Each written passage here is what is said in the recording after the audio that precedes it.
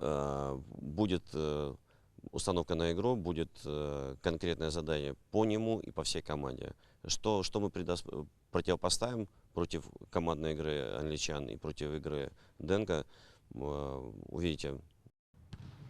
Ну, Великобритания очень сильная команда. Я думаю, нам завтра будет непросто. Непросто даже в том плане, потому что мы играем на выезде, и я думаю, что здесь будет полный зал. Вот, но я думаю, что как и я, так и все ребята постараются приложить максимум усилий, чтобы победить завтра и чтобы сохранить шансы для выхода на Евро.